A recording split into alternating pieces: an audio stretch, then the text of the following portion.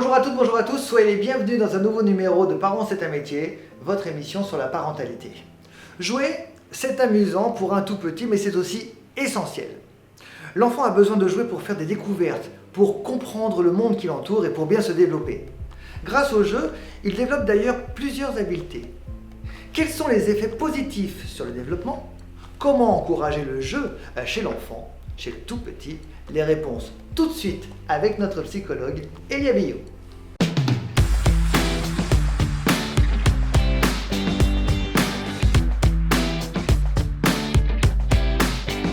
Bonjour Elia. Bonjour Guillaume. Sois le bienvenu dans ce nouveau numéro de Parents c'est un métier. Nous allons parler aujourd'hui des bienfaits du jeu chez l'enfant. C'est effectivement très rigolo pour un parent de voir son enfant, son bébé, jouer avec des jeux qu'on lui a offerts ou qu'il découvre de lui-même. Que souvent, les jeux d'un enfant sont les objets qu'utilisent les parents, quels qu'ils soient. C'est beaucoup plus marrant. Malheureusement. Est-ce que c'est important le jeu chez l'enfant? Et pourquoi c'est important? Alors, Si oui. tout dépend quel jeu, avec quoi on s'amuse. Alors, je vais déjà répondre à cette question-là. En fait, avec quoi il faudrait s'amuser et comment. Alors, c'est très important. Les jeux, par exemple, manuels, permettent vraiment d'alimenter le cerveau dans diverses informations qui vont l'aider en fait à se développer. Donc, on développe en fait tout simplement les différentes sphères de son cerveau sur le plan neurosynaptique, mais sur plein d'aspects ultra complexes que même moi j'ignore. Je veux dire, c'est vraiment ce qui se passe dans le cerveau d'un enfant, c'est assez bouleversant. Par exemple, petite anecdote, un enfant va vivre au cours d'une année, chaque jour, 3 à 4 émergences émotionnelles très vives, d'accord, ce qu'un adulte vit sur une année. Donc en l'espace d'une journée, il vit émotionnellement ce qu'un adulte vit en l'espace d'une année. Et ce jusqu'à quel âge?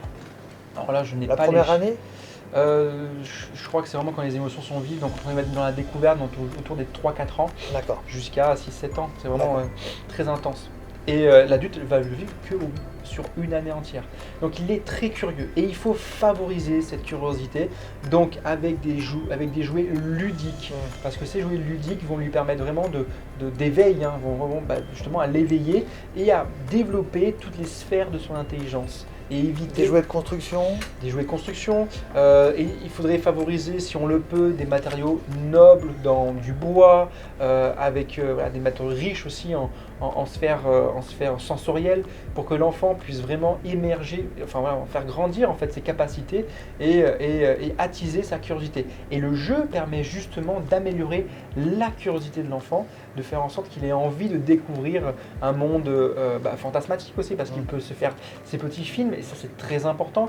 Il va développer dans ses films des capacités imaginatives qui vont lui permettre plus tard aussi de pouvoir ne pas s'ennuyer avec lui-même, de pouvoir vivre avec lui-même heureux, savoir qu'il n'est pas, c'est pas grave s'il est seul déjà.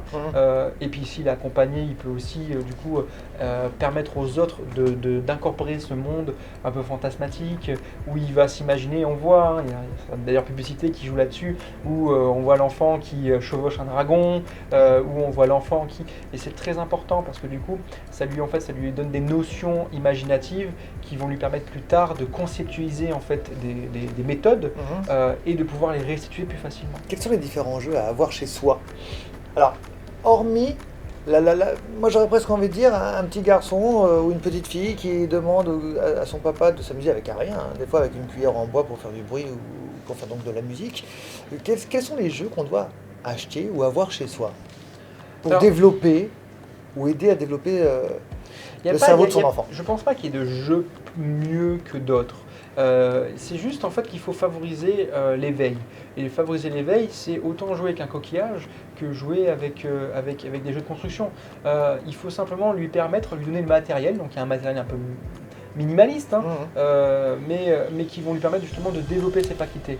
Il y a des jeux qui sont plus adéquates en fonction de tel âge ou tel âge, aussi pour des risques au niveau de la survie de l'enfant, évidemment, mais autour de ça, il y a surtout lui permettre, en fait, lui donner la possibilité même avec 2 cailloux, c'est possible, mais il faut lui proposer, l'amener vers en fait, ces jeux-là. Ça m'amène à cette dernière question. Comment encourager le jeu chez l'enfant? la meilleure façon de l'encourager, c'est de soi-même jouer. Parce que du coup, l'enfant apprend par mimétisme.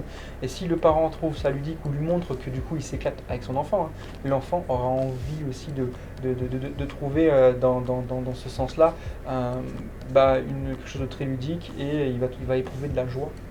Ce sera en tout cas le mot de conclusion. Merci beaucoup Elia pour toutes ces informations et on se retrouve très très vite pour un nouveau numéro de Parents c'est un métier.